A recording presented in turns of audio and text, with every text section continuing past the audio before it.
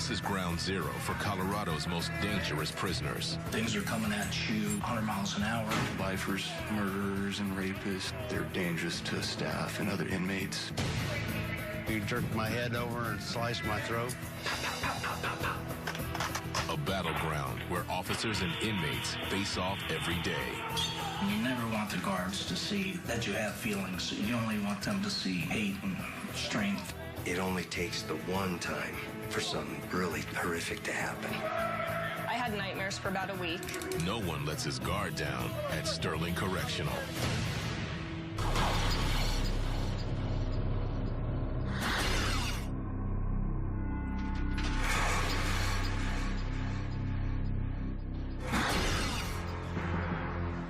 Sterling Correctional Facility. It's a fortress built to be escape-proof with a lethal electric fence designed to contain 2,500 inmates, murderers, rapists, even cop killers. Sterling has more violent incidents than any other prison in Colorado.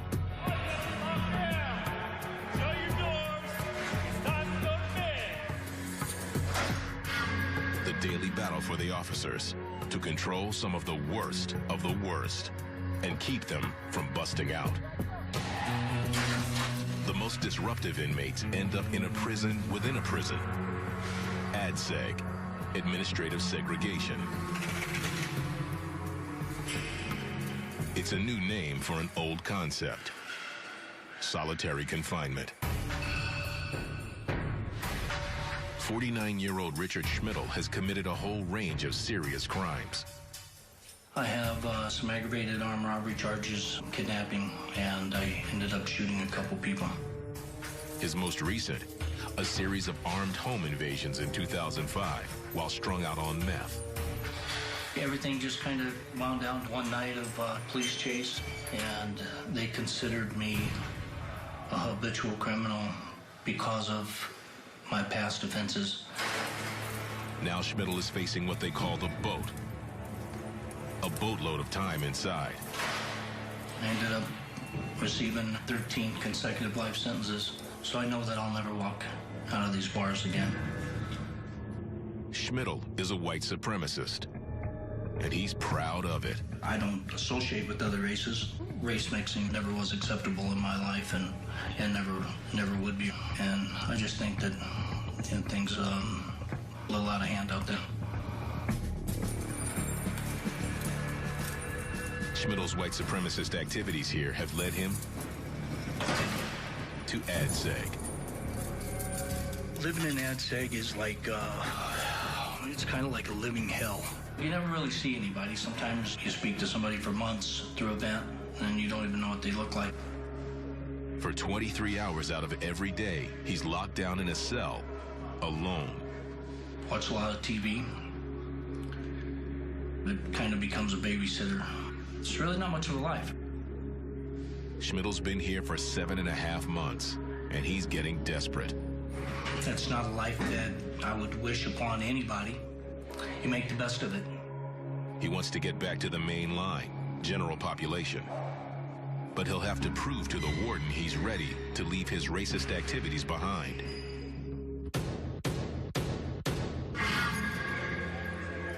It's 12 o'clock Monday.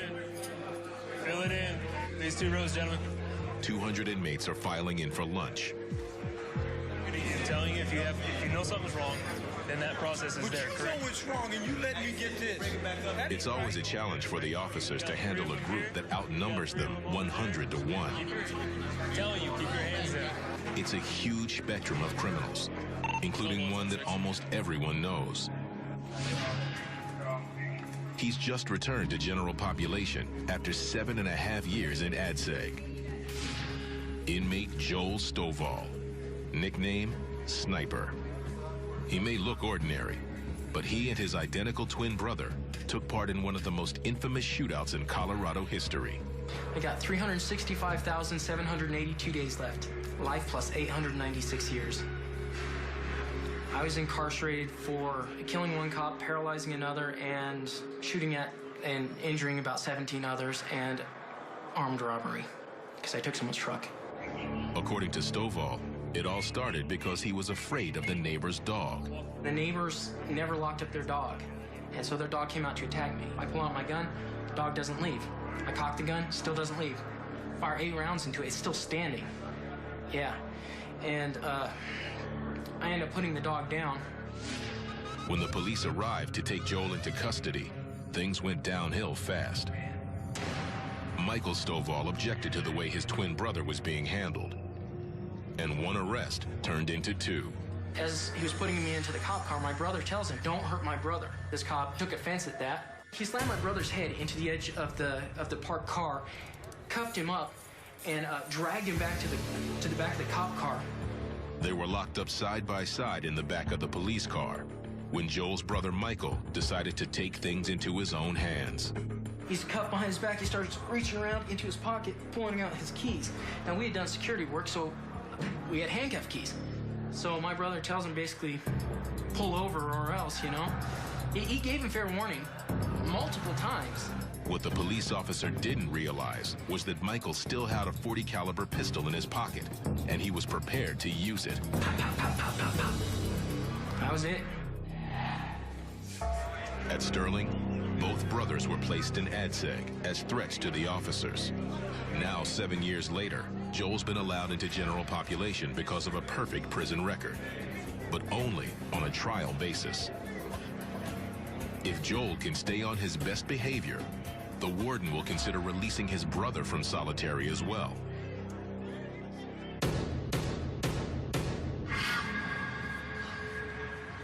Some aggressive inmates are struggling to pull their lives together.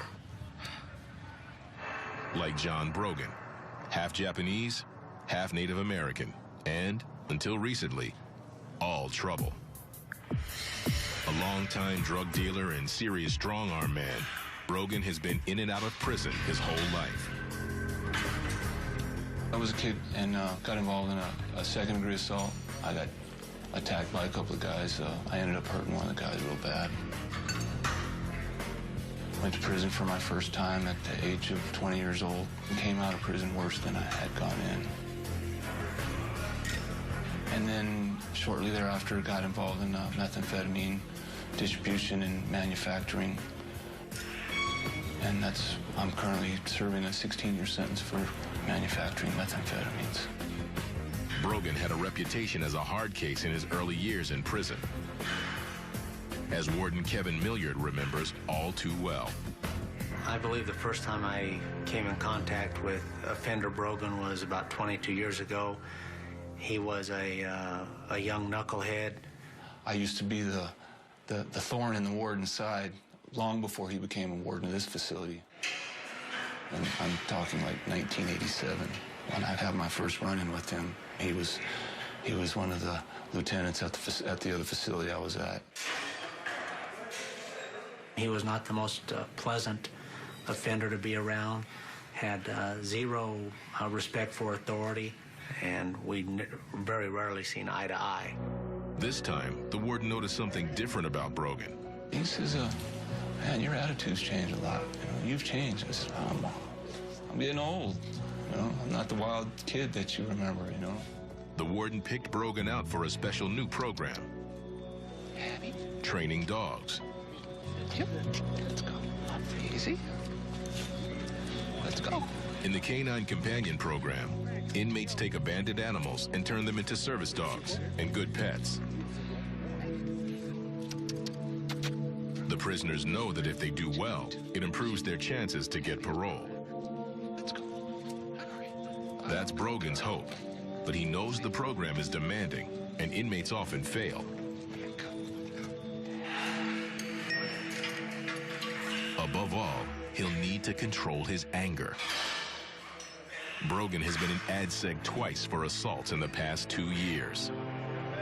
Now, he's trying to turn his life around. I'm going to see the parole board again in January, and just trying to stay prepared and keep myself busy. Brogan could be free in a few months if he can just stay out of trouble. In the past 10 years, the state of Colorado has seen a rash of prison breaks. This is Sterling Correctional Solution. Convicts call it the kill fence. A mile and a quarter of high-voltage electrical fencing that surrounds the prison. It's the only perimeter like it in the state. The first time somebody touches it, it'll knock them down. The next time it's touched, it's a lethal dose of electricity. You just don't know if you're the first person to touch it or the second. The fence can deliver 4,000 volts, a shock no human will survive. No one knows the importance of that fence more than Intelligence Officer Vasquez. This is Unit 1 right here. From here, it curves around to the other side of the facility. It's 1 p.m., and Vasquez is riding the perimeter. It's his job to stay on top of the hard cases and the gangbangers who might try to breach this fence and bust out. We are one of the ones that identifies the security threat groups. We are the ones that monitor their behavior. Vasquez's team is tracking something suspicious. Black and white prisoners have been seen talking together, which almost never happens. Intel is wondering if it might be a sign of drug dealing, or even an escape attempt. To find out, they're monitoring the yards, the mailroom, and control center. We have cameras, we have audio, the SIP system, which is the inmate phone system. We're able to monitor those. Just being out there, getting a feel for what's going on in the facility. There has never been an escape from Sterling, but that doesn't mean no one has ever tried. One remarkable attempt came not long ago in ADSEG.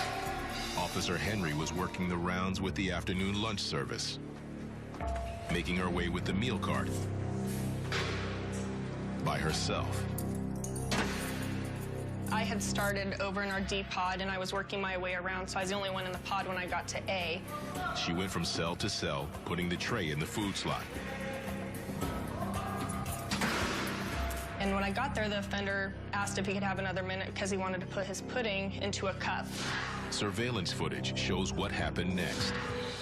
His tray slot popped open, and within about 4 seconds, he was out and on his feet.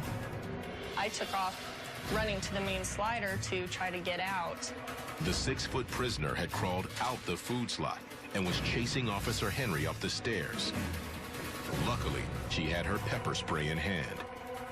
And then he had come towards me again, and that's when I had sprayed him with OC and cuffed him. Afterwards, they shrunk the tray slot and fastened it to eliminate other escapes. 5 minutes to count. But Officer Henry felt the after effects. I had nightmares for about a week. Each time the ending would worsen. It made me realize that anything can happen at any time, and you always have to keep your guard up.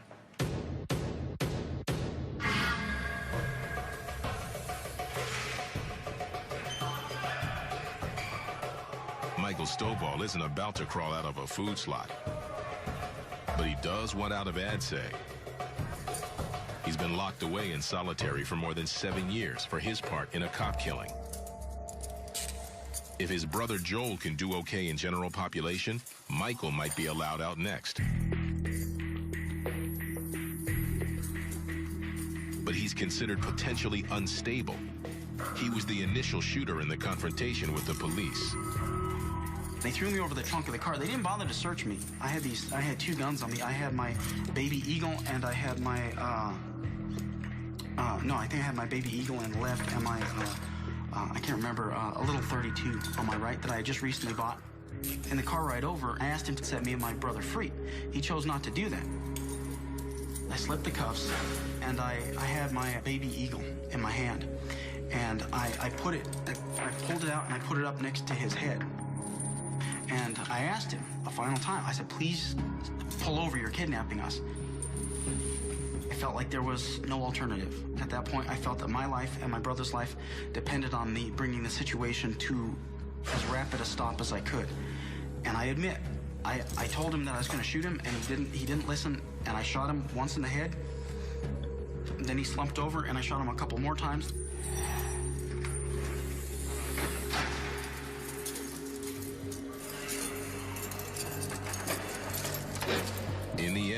After a chase and a shootout, the toll was 1 officer dead, 1 paralyzed, and 17 shot-up police cars. Now, Michael Stovall is locked away for the next 1,232 years. It's 24-hour-a-day lockdown, 365 days a year. The only time I ever go out is I go to my Bible study once every 2 weeks. With 20 life sentences ahead of him, the only question is whether Michael Stovall will ever make it into the prison's general population.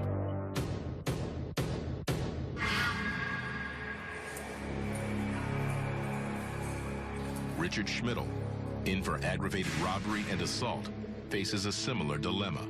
He too wants out of ADSEG. He's deeply concerned about his family, 2 sons and a daughter, now 16. You know, being back here in ADSEG, it's really hard to maintain any kind of relationship, you know, with your family. He won't get face-to-face visits with them until he's let out of ADSEG.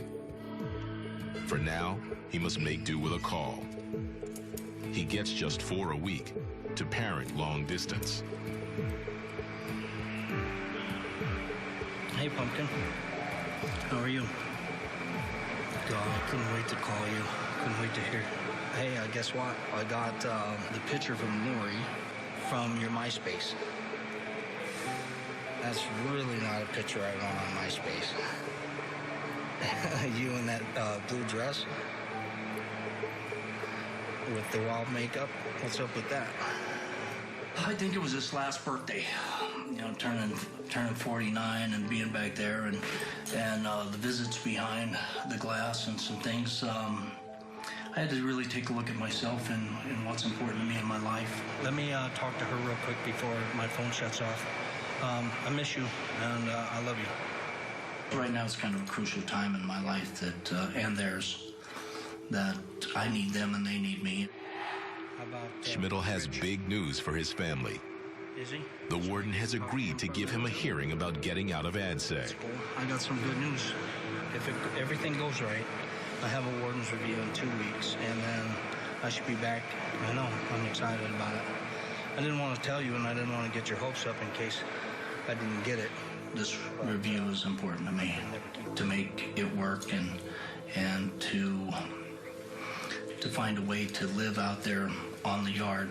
Well, you know that you're my whole life and you're everything in the world. Schmidl will have to convince the warden and his staff that he can live trouble-free with other prisoners.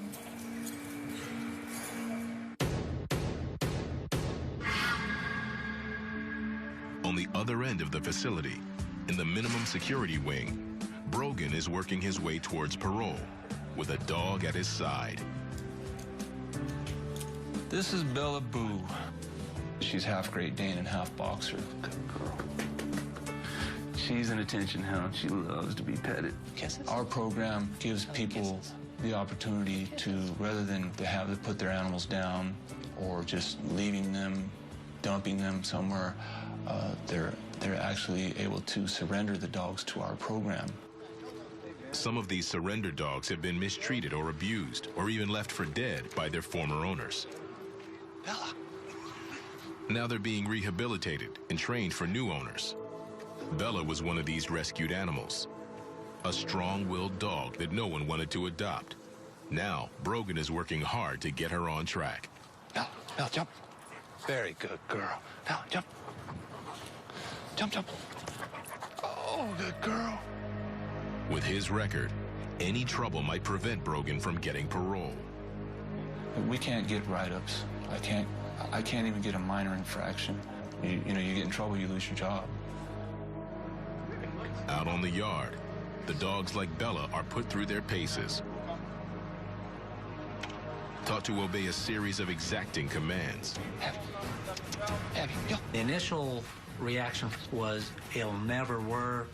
Very good. The animals are going to be misused. It can't happen. These individuals are violent, and it has just the opposite effect with offenders. That's it.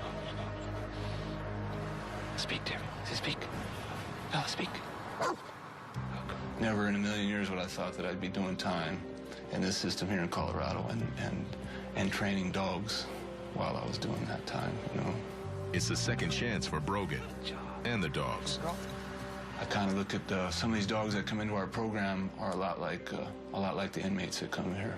Just the worst of the worst. Can't get along anywhere in society. Like the dogs, Brogan says he's been changed as well. I know I've been kind of a meathead, and just, you know, people see my demeanor the way I used to be in the past, and it kind of turned them off from me. Good girl. And to be able to be in the dog program, I'm reteaching myself how to deal with people and daily life in general. Brogan will only get 4 to 6 weeks to work with Bella. It's just a short time to bond and get it right. But not everyone is changing here at Sterling. Using audio surveillance, Officer Vasquez and the intel team has picked up more disturbing information. It looks as if a plan is in the works, a plan for a group escape. The staff is worried that this is one escape attempt that could turn violent. Sunday afternoon at Sterling Correctional. When inmates act out here, the staff deals with it swiftly and firmly. ADSEG, Unit 5. Earlier this evening, offender Shift Commander Wingert is preparing the 4th cell team to handle an emergency. The offender has now placed his An inmate is barricading himself inside his cell. And has refused all orders. They strap on the Kevlar and head out.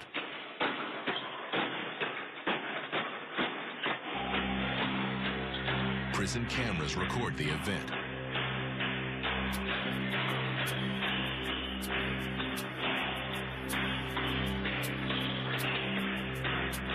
The doctrine respond with overwhelming force.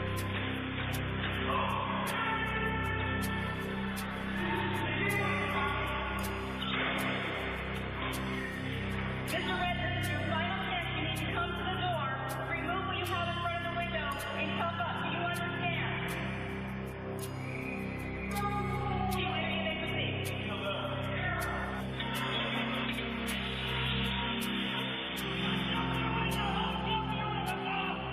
Tear gas is pumped into the cell to control the agitated prisoner. Within less than a minute, it starts to work.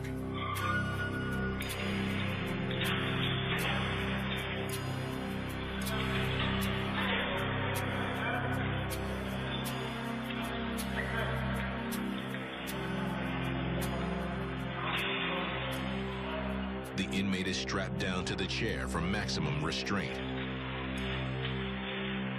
The mask controls him from spitting or biting as he's moved to a new high-control cell.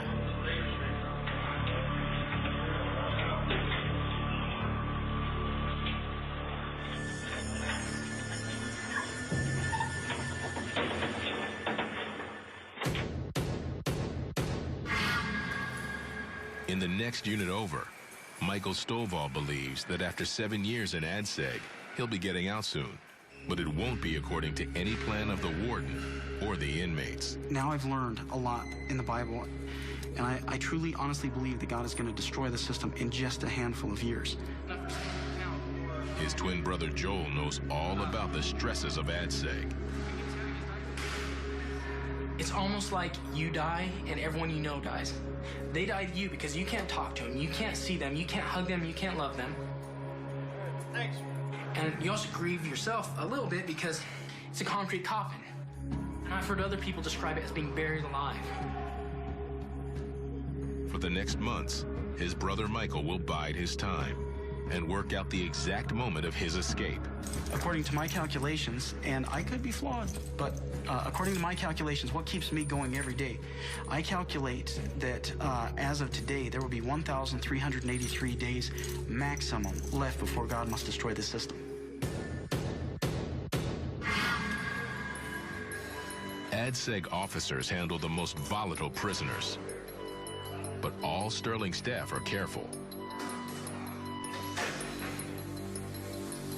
There were over 24 officer assaults here in 2007. And everyone remembers one of the most disturbing incidents. when 2 officers had their throats slashed. Surveillance cameras captured the events. It was early in the morning, 7:30 a.m., and that's when the fenders come off the northwest yard and they entered the programs building.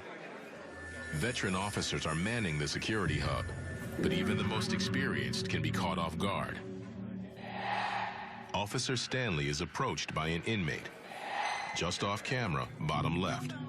Inadvertently, he lets the inmate get too close. I thought he was going to ask me a question. Next thing I know, he sliced my throat with a razor. Stanley can't believe his throat has been slashed. Officer Tramp on the guard desk is taken by surprise as well. Then he came around behind me, and that's when I felt like somebody hit me. Tramp has been stabbed 3 times by the inmate's homemade shiv. He swung that blade at me 2 or 3 different times. The officers now confront a life and death situation. An out-of-control prisoner, off his meds, intent on finishing them both off. Cornered, the inmate threatens to take his own life, then attacks again. Despite his wounds, Stanley pulls out his pepper spray, but the inmate keeps coming.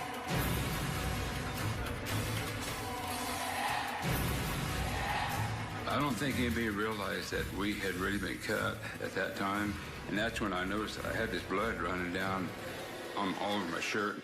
Associate Warden John Chapdelaine sees the commotion at the end of the hallway. I came up from behind the offender. I put the offender in a shoulder pin, and I took him to the ground. Once the inmate is subdued, the staff can see the damage he's done. They were really hurt. The blood all over the shirts and I knew it was face, neck at that time. I had a cut on my throat, missed my windpipe by about 1/8 of an inch. I had one across the front along the jawbone, the one that was the deepest. I think I had 60 stitches. Some officers quit prison work the next day. But Tramp and Stanley were back on the job just 2 days later. You can't let the inmates win. You got to show them who's boss. But swift action brought the best of all outcomes. No staff hurt, no inmates killed, and order restored on the yard, at least for now. The intel team's investigations are ongoing, and the ringleaders face a stiff series of penalties.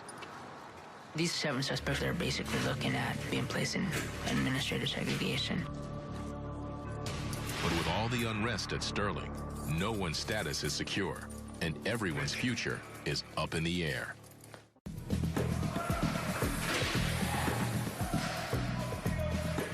Back in the ADSEG wing, inmates Stovall and Schmidl are both hoping to move out of their solitary cells.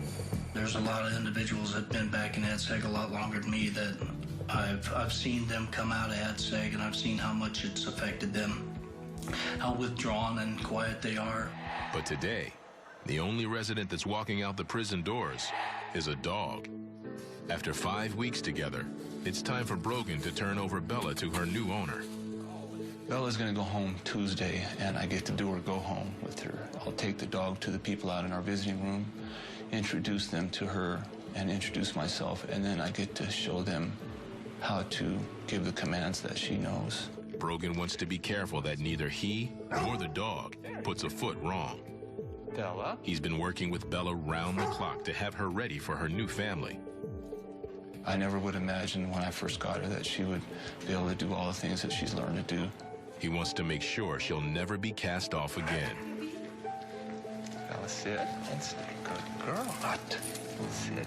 Go up to her and say hello. Hi, baby. She should For the new owner, Bella is a great surprise. Says hello. The new owner is thrilled. Yeah. She likes to have her tummy rubbed, obviously. Brogan has mixed emotions. Watching a companion go out the door. This can be the trickiest moment for the inmate handlers. The moment they may be most likely to fall back into trouble. When they're alone again, behind bars.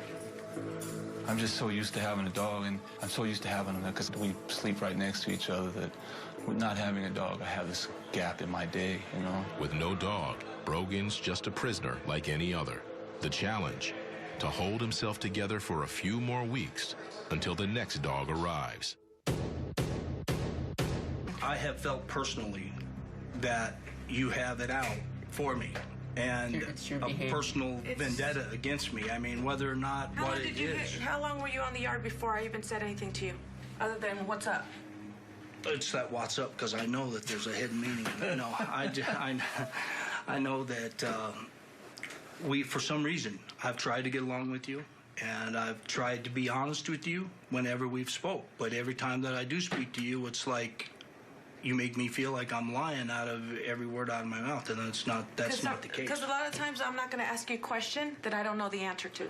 So anytime we release anybody out of administrative segregation, you're rolling the dice, hoping that that individual stays true to their word, has learned their lesson, and tries to become a better person. You understand that the bulldog is still going to be looking over your shoulder. I do appreciate this opportunity very much, and I know that I let you down as far as... I just believe that everybody can change. To what degree is the question. I am getting this opportunity. They gave me a positive board and review. Yeah, I know this is a progressive move. Good luck to you. And try to find a life out there on the main line. Coming in here and blowing smoke, you know, saying that he's going to change and he's going to do this and do that. He's already had that opportunity to prove that, and to me, he hasn't.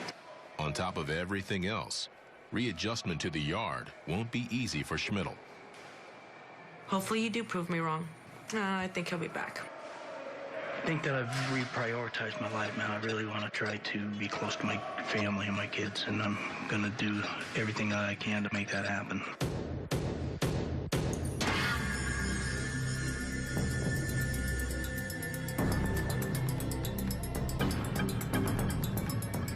Meanwhile, Michael Stovall still remains in ADSEG. So far, his brother Joel has avoided trouble in general population. But Sterling's staff is treating Michael's case with caution. I wish things were different. You know, I really wish the whole world was different. I wish that night had have happened different. But I think more positive has come from it than negative, provided God goes ahead and sweeps away the system pretty soon, you know? I try to watch the news so I can keep up with the way the world's moving to see if it's gonna pop off pretty soon, you know?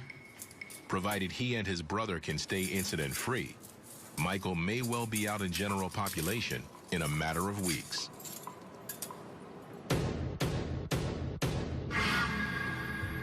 Across the Sterling campus on the East Yard, John Brogan has made it through a lonely week without Bella. Now, he is getting a new dog to train. If he succeeds with her too, it could really help with his coming parole hearing. For each and every dog I get, it's like I'm like a little kid opening a Christmas present when I get a new dog. This is Abby. She's a 6-month-old Australian. Abby? Abby? Come sit. Good girl. It's amazing to see the transformation that some of these dogs go through. I go through the same type of transformation, you know? Brogan's meeting with the parole board is coming soon. He hopes they'll realize how much he's changed. He's made a plan for the future. I would like to break into training dogs on the streets. And most importantly, training other people to train dogs is really the goal. Good job. For the first time in years, Brogan has hopes for a new life. When he gets out this time, I don't think we'll see Brogan back in prison. And I hope not. I mean, I wish him the best. It doesn't matter how much you want, how badly you want to work, how badly you want to stay out of prison. And I've come to a point now where I'm making the right choices. At Sterling Correctional, there's only one way out, and that's to do your time. For everyone else, the electric fence is always on.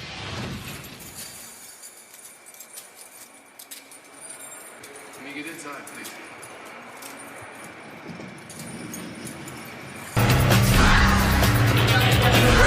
Damn shop, Brad. You're trying to break my arm. Oh, let my hand go. Stop pulling away from me. Over 1,300 inmates are brought into Hillsborough County Jail every week. Place your hands on the counter, back your feet, spread your feet apart. Central booking.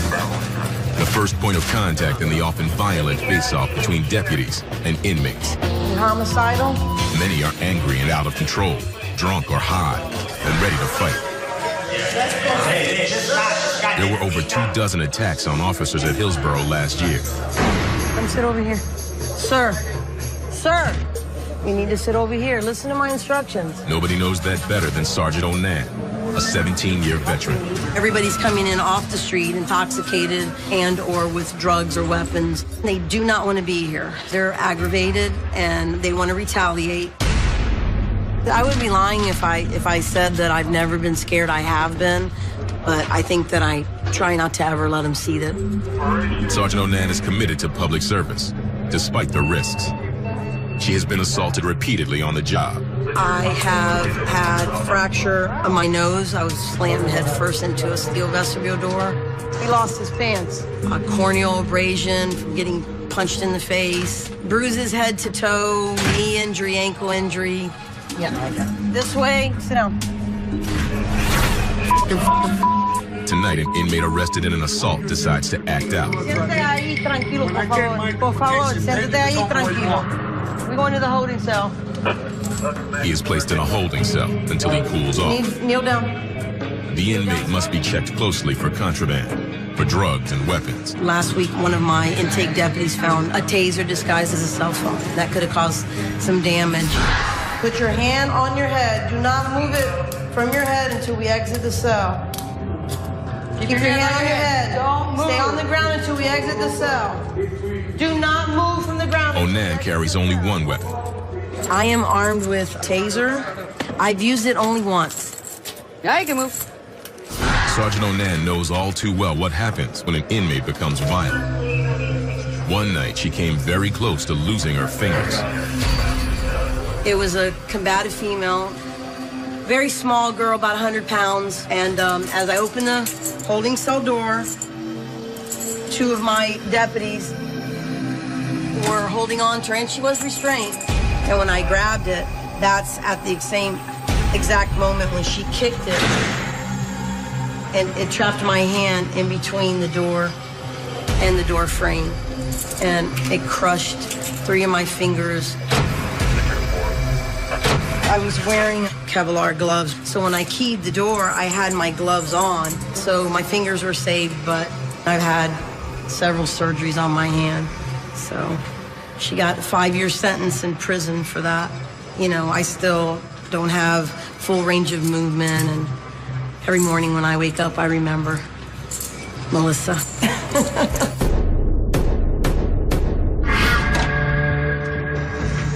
22-year-old inmate Chris Trott has a reputation as a difficult inmate ever since he was a juvenile in this jail. It started as an authority thing. I kind of didn't like a lot of deputies. I used to be that person who didn't care. It was just like, I'm going to do whatever I want, and they're not going to do anything to me.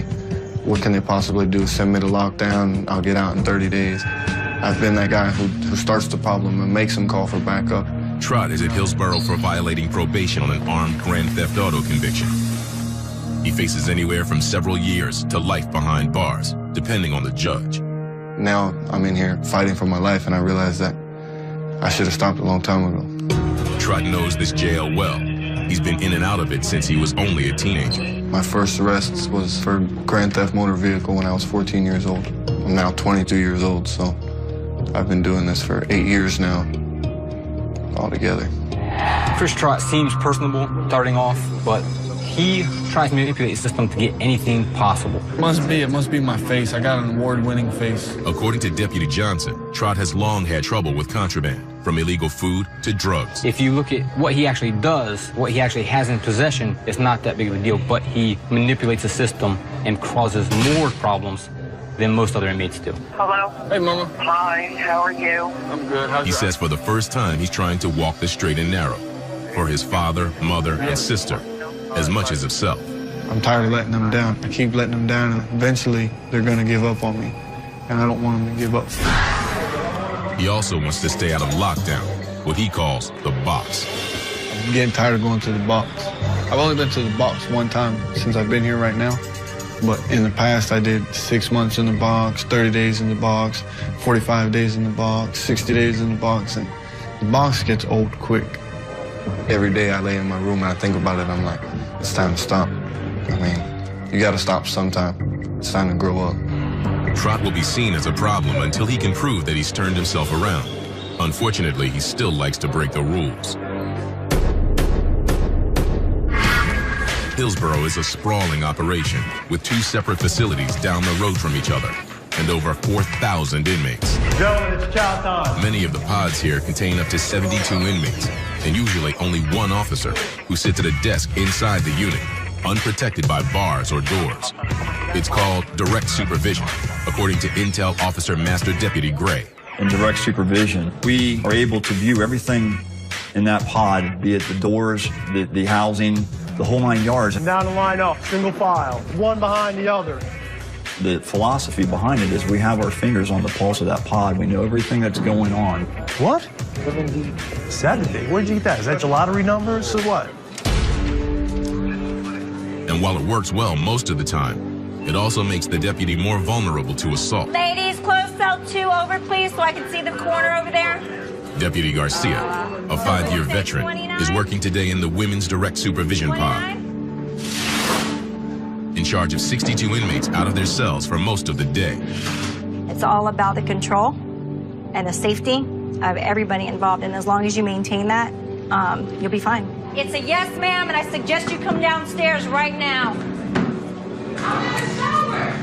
When you are done with your shower, then you go straight to that cell and you make that bed the way you know you're supposed to. According to Garcia, it's all about respect on both sides. Here's all. Do we need a trip to the holding cell, ma'am? It's a place you haven't been in a while?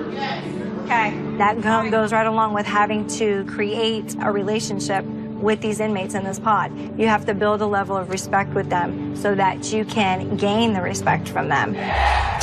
It doesn't always work. Right now, Garcia needs to deal with a disruptive young inmate who has been placed in a holding cell. She came out of 1 Alpha this afternoon, very disruptive, would not go to her cell when she was ordered to. She did not want to be in the cell with the inmate that was housing with her.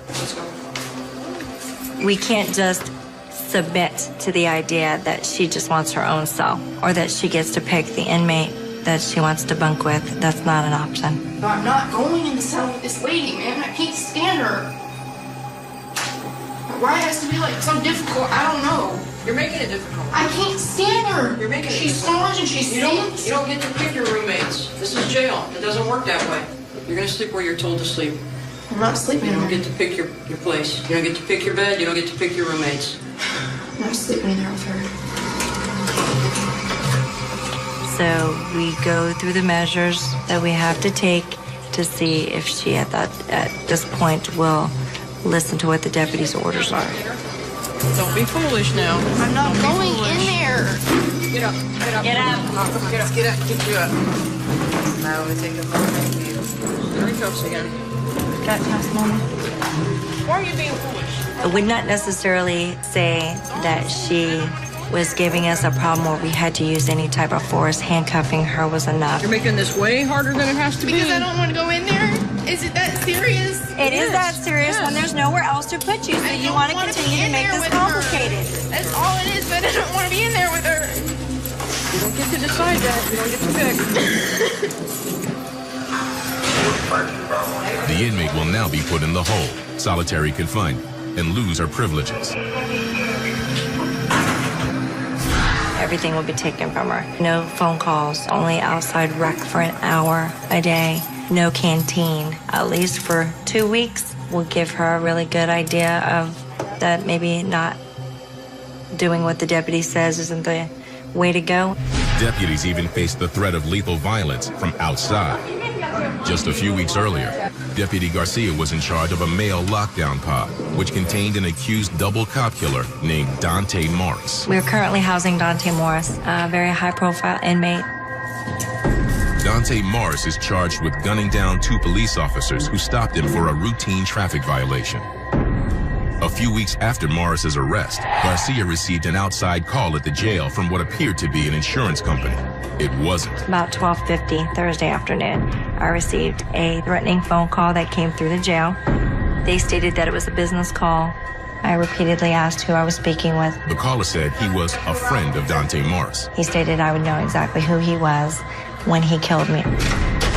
The jail went on high alert, and Garcia was carefully monitored by undercover officers outside. We at that time determined that round-the-clock surveillance and security of my home, me and my family, was necessary. There have been no additional incidents so far. If you thought about it for too long, it could probably get to you. It doesn't, for me. I get more angry at the threat than I do fearful. I feel like I have a lot of support working for the sheriff's office. Garcia refuses to let the threat stop her, but threats can quickly turn to violence.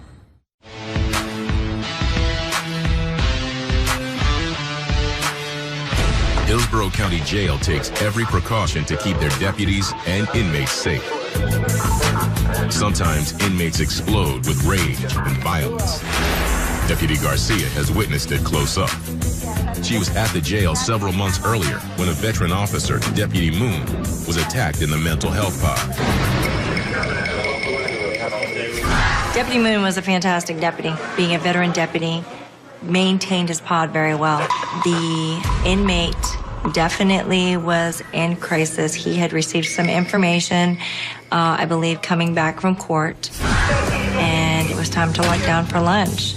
And he took every opportunity that he could to lash out at Deputy Moon. Deputy Moon was at the desk. He didn't see the inmate come around the side until it was too late. He was trapped in his chair. The chair was extremely difficult to get out of. It was on wheels. Deputy Moon was on the verge of being choked to death, according to Deputy Gray. The inmate was behind him, was able to literally put him in a chokehold that had Deputy Moon probably in the last seconds of his life choking the life out of him. He had that kind of grip. It was Deputy Moon's trustees actually came to his aid. The inmates knocked the attacker and Deputy Moon to the ground and pried his arms off the officer's throat. Another inmate called for help. Fortunately, some of these guys had been back and forth to jail a few times and had a definite good rapport with Deputy Moon. It was Deputy Moon's commitment to the inmates that saved his life. The other inmates were able to subdue the suspect and get him out of the pod. But if it wasn't for those 4 inmates, Deputy Moon would have been with us today.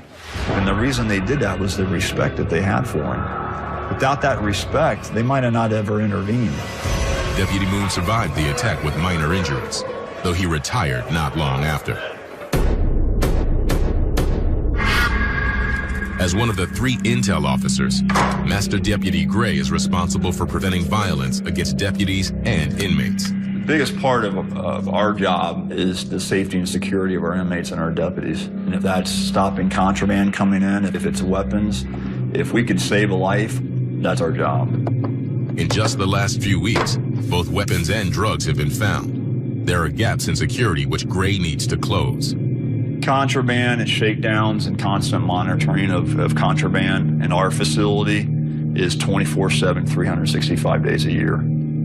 That's something we deal with daily. A variety of deadly homemade weapons have been confiscated from inmates. This was found, and it looks like a normal book, but the officer was diligent enough to go through it, and what he found was it had been carved out page by page, and what it was concealing was a toothbrush fastened with 2 razor blades, one on each side. A thread was used, probably out of one of the bed sheets, and it was affixed to the toothbrush. All of a sudden, you got an easy cutting instrument for cutting a deputy or another inmate. They're very intelligent. They've got nothing but time on their hands. You know, when we do 12 hours, they do 24. It's a constant battle.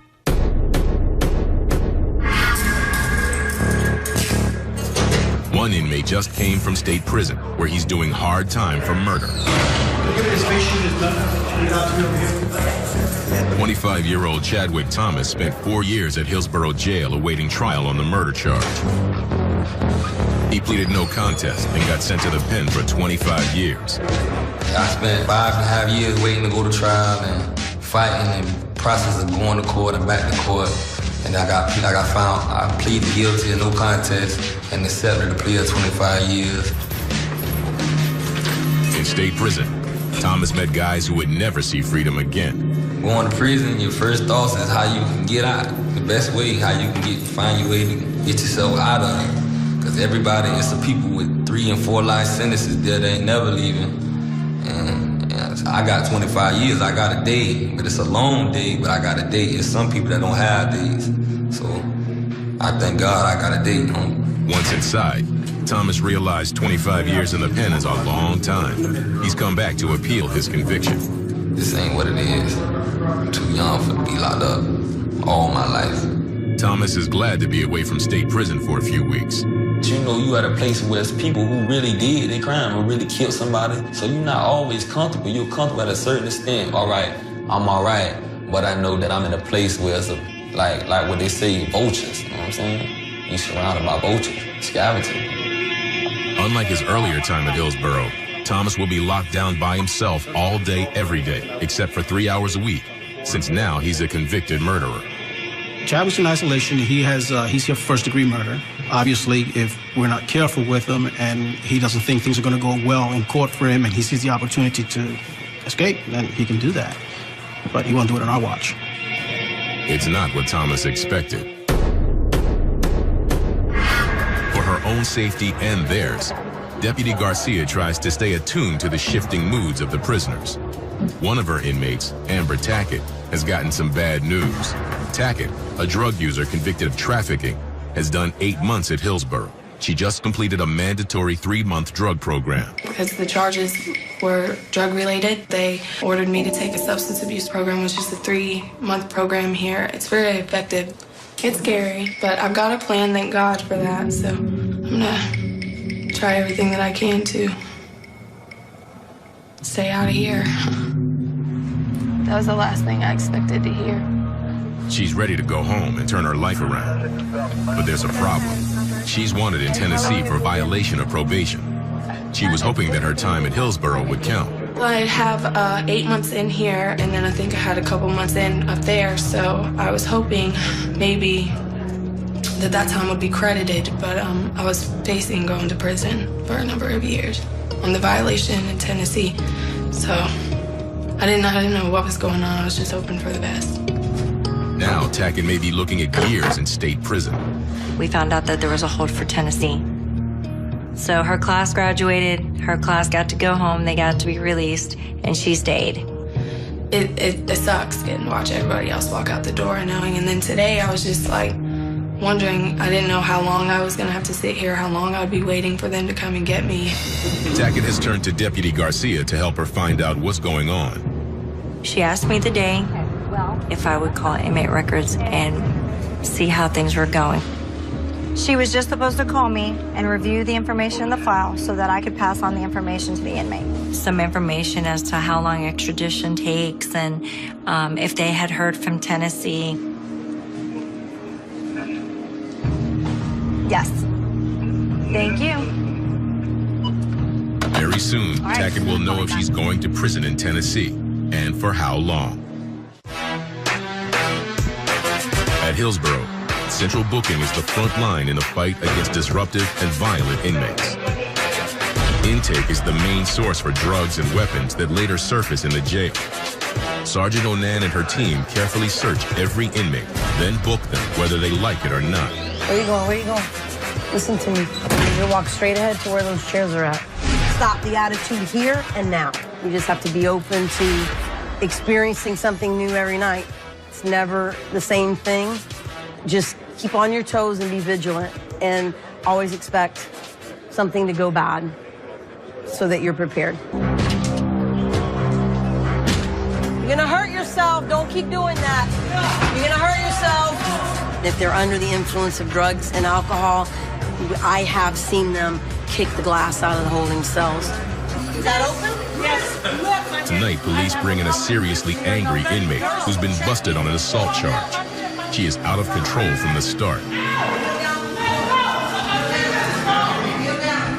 Onan and her officers move her into a holding cell and take her to the floor. Sergeant Onan removes her jewelry and any other potentially harmful items. You know what? Stop, sir. Do not pull away from me.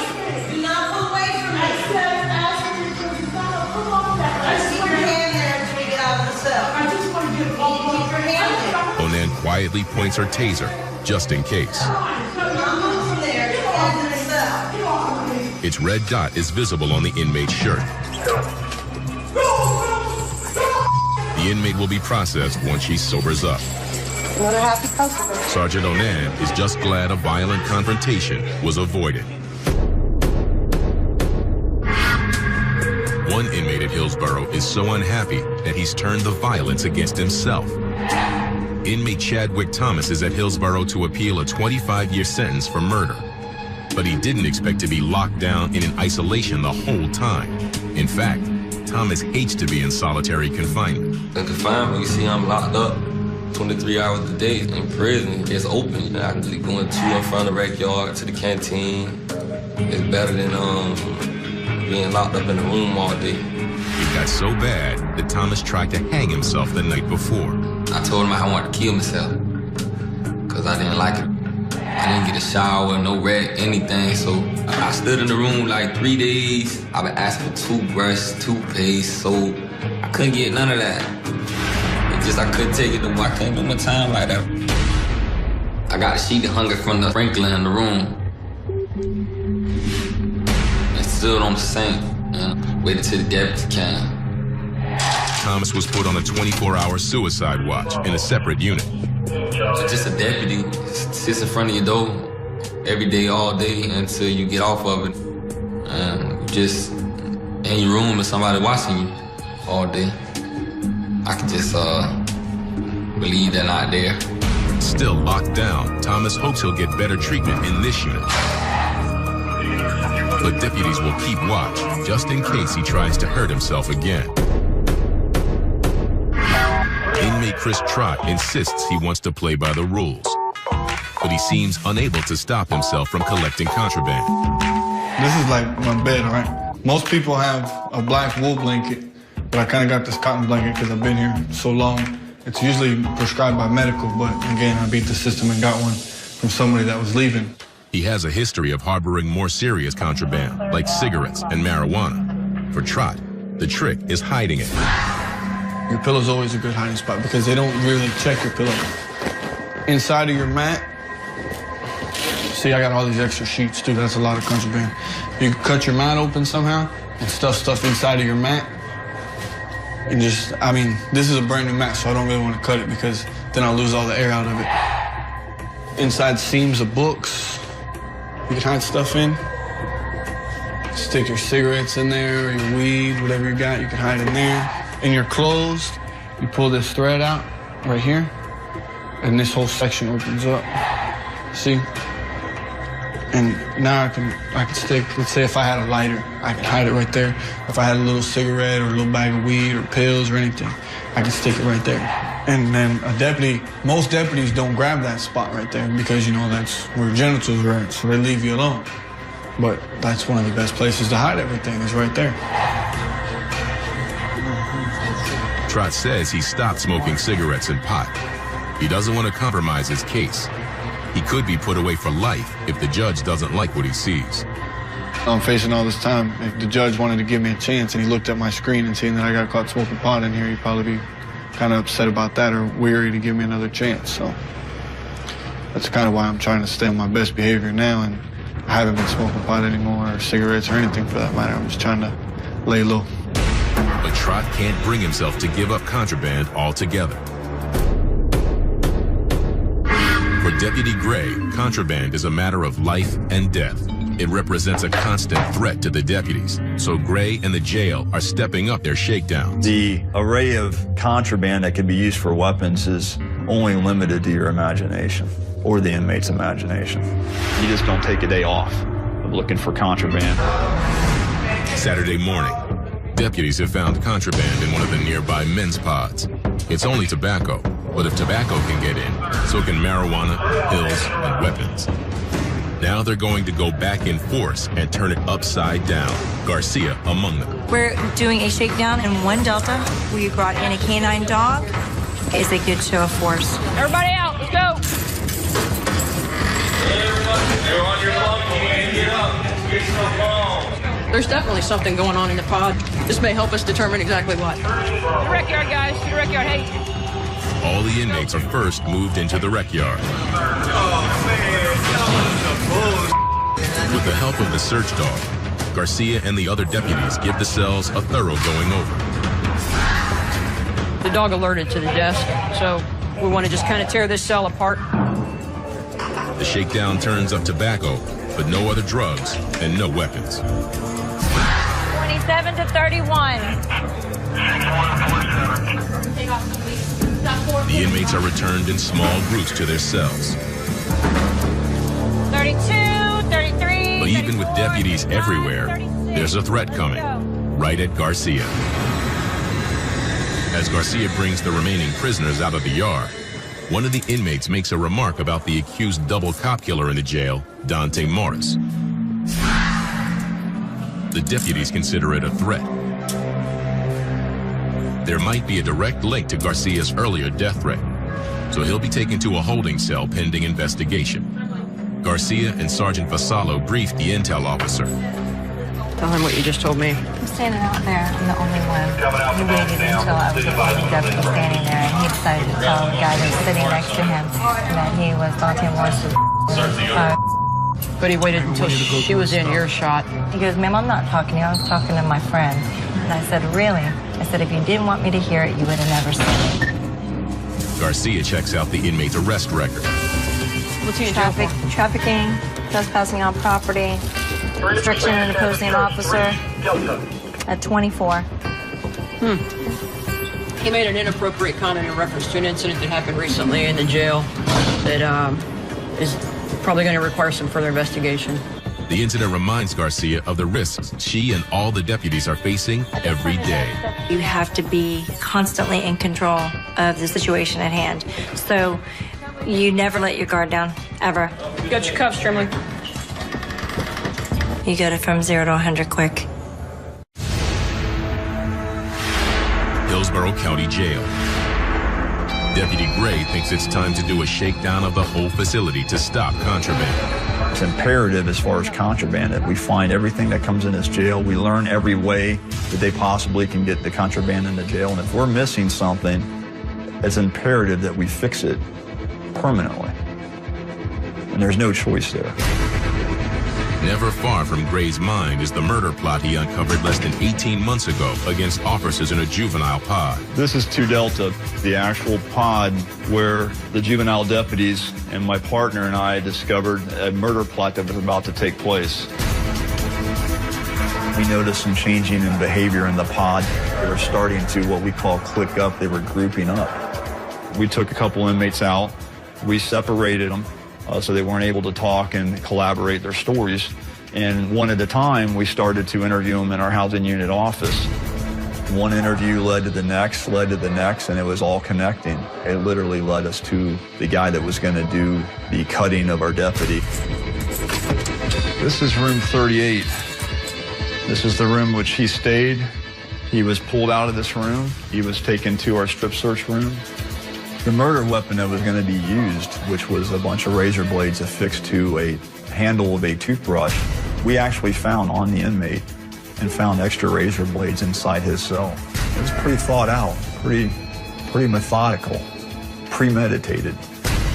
The plot basically consisted of 3 names of 3 deputies, literally listed down the line 1, 2, and 3. If they couldn't get to number 1, they were going to go to number 2, and so forth and so on. I see a name that, somebody that may have been a shift away from having their neck sliced in an escape attempt. That's hard-hitting stuff. That's gut-wrenching. Once the deputy was killed, the juveniles were going to make their escape. When I went home that night, I know we had done our job. We saved a life. If Gray doesn't stay on top of the weapons and the inmates, somebody may die.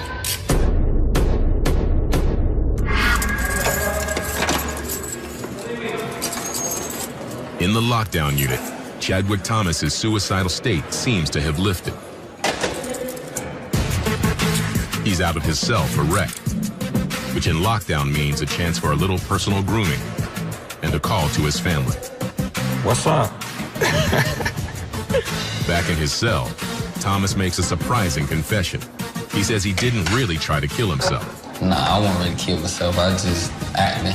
So for me being in my room, I couldn't take a shower for 4 days. Then they give me no toothbrush, toothpaste, toilet paper, nothing.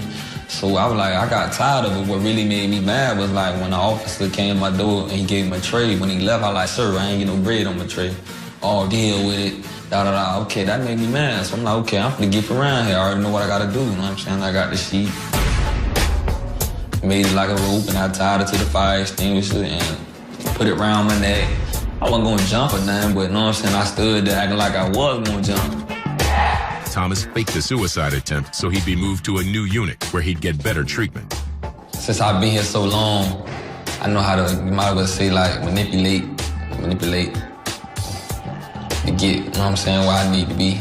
I'm back in the county. Thomas is still stuck in lockdown, but he's sounding almost defiant now. Everybody got a lot of time. We struggling back here, but we making it. You know what I'm saying? But we still strong people. They're locked up right now.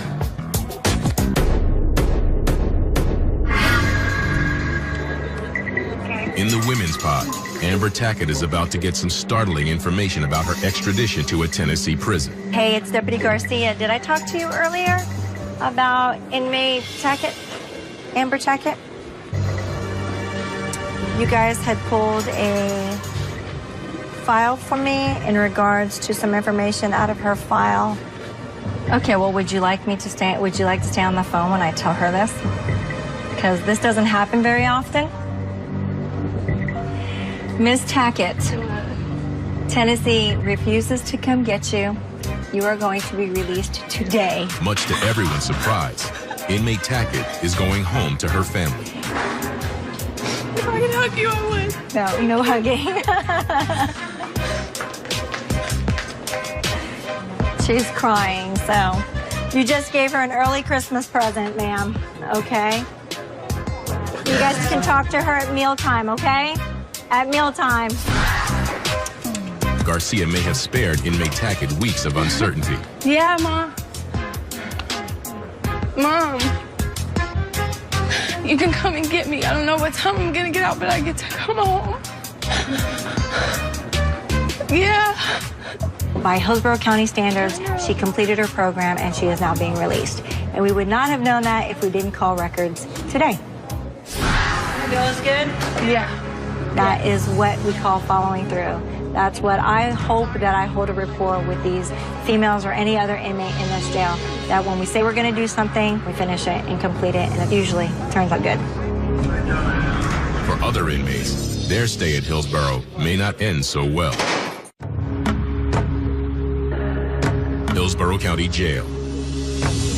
Inmate Chris Trott says he's found a new way to beat the system with some highly unusual contraband. I'm gonna show you the best piece of contraband in the whole jail right now, all right? This is the greatest contraband ever. Nobody's got contraband like this. I'm standalone contraband on this one right here. Check this guy out.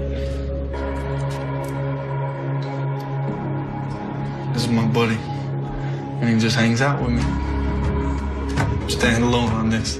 Everyone thinks I'm crazy for having it. They're like, man, you're gonna get in trouble. Kind of reminds me like a dinosaur. I like him. He's just hanging out. Later, Trott even sneaks his lizard out to the rec area for some exercise. I hope I don't get a new charge like animal cruelty or something. That'd be my luck. What his name? Rasta. Rasta? You see any big ants anywhere, man? A pet lizard may be harmless, but Trott's flagrant rule breaking may be his ticket right into solitary confinement and an even longer prison sentence.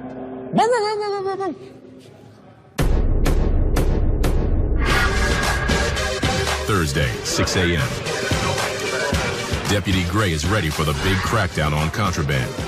a preemptive strike to keep the inmates off balance and to uncover drugs and weapons. It's a sneak attack. It's unscheduled, just to kind of show the inmates that, you know, this could happen at any point, and we'll do a systematic run through of each pod, each housing unit, looking for contraband.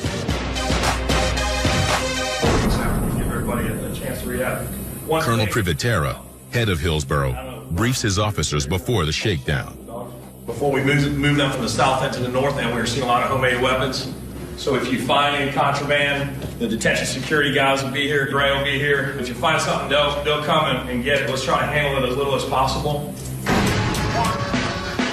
We're getting ready to do a mass shakedown. 10, 12 canines we're going to use today, along with probably 60, 70 personnel. Surprise is the key, and an overwhelming show of force.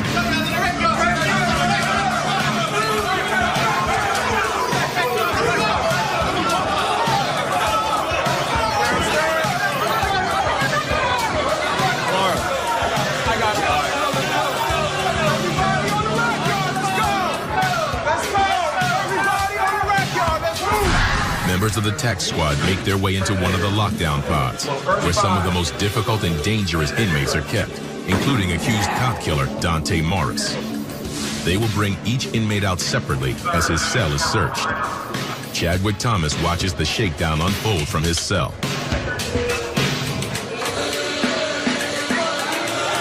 Across the way, one inmate uses the shakedown to vent his anger. This is bullshit, okay? I didn't ask to be over here. I don't want to be in protective custody. Hey, lower your voice, man. I don't what? What are you going to do? Put me in the hall? I'm already in the hall. Now it's Thomas's turn.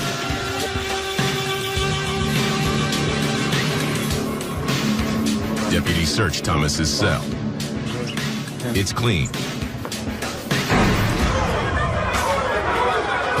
The officers burst into one of the direct supervision men's pods. The inmates are moved into the rec yard. Among them, Chris Trott.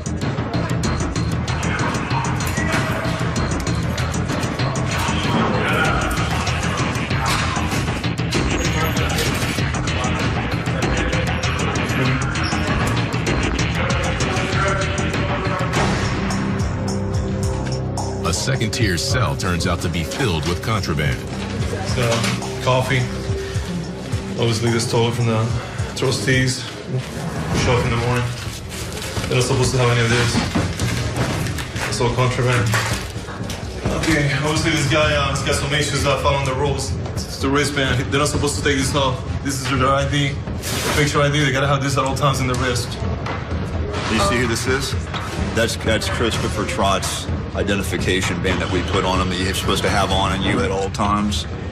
But every so often you'll run into inmates that will literally, you know, soap and water, they weren't put on tight enough and they'll slip it on and off, but completely against facility rules. This guy had some pad in there. It was obviously giving him water and everything, taken care of him. It's not unusual, his history. He crosses the line, but he doesn't cross it enough to where he gets, you know, serious trouble. Right down the edge of the line. Yes, he likes to teeter, he likes to walk the line. That's Christopher Trott. With all the contraband in his cell, Trott may have crossed the line.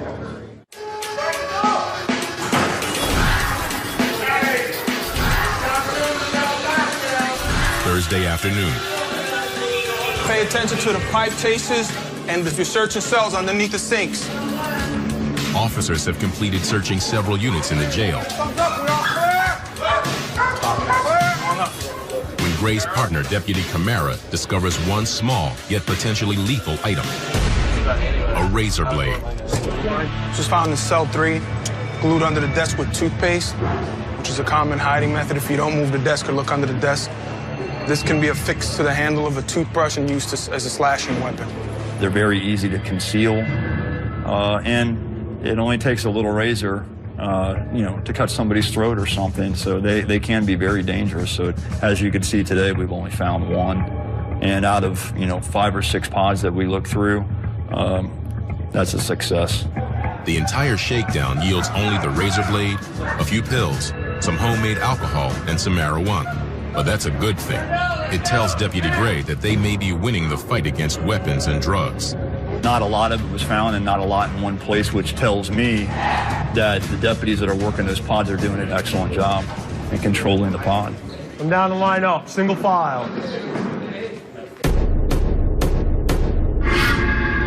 Inmate Trott didn't have any weapons or drugs, but his cell was crammed with nuisance contraband. Due to his background and his, his history, he could face up to probably 15 days, 30 days in lockdown, depending on what they want to do with him. He's had a couple incidences here in the last couple months, all the way up to marijuana, and it might be one of those things where they see fit that he spends a little time in lockdown. Jail is about rules, and Trott seems incapable of following them. I lost my upstairs room, my good mattress, my good pillow. Now I got a crappy mattress, crappy pillow, crappy roommate. Life sucks. Trott will find out soon enough if his habitual rule breaking will mean a tougher prison sentence. Despite his efforts to work the system, Chadwick Thomas is still struggling with solitary confinement, so much so that he yearns for prison. I'm really ready to go back because I don't want to sit in confinement in the box all day. You only get to come out 3 times a week. So it's only like 3 times you get to use the phone out the week, you know what I'm saying? When you're in prison, there's a lot of other stuff you can do. I can walk around, go to the rec yard, play basketball. Thomas wants to have his appeal hearing and head straight back to the pen. Prison is easier than jail. Being institutionalized make it easier, really, you know what I'm saying? You can do the same thing every day, so you get accustomed to doing the same thing.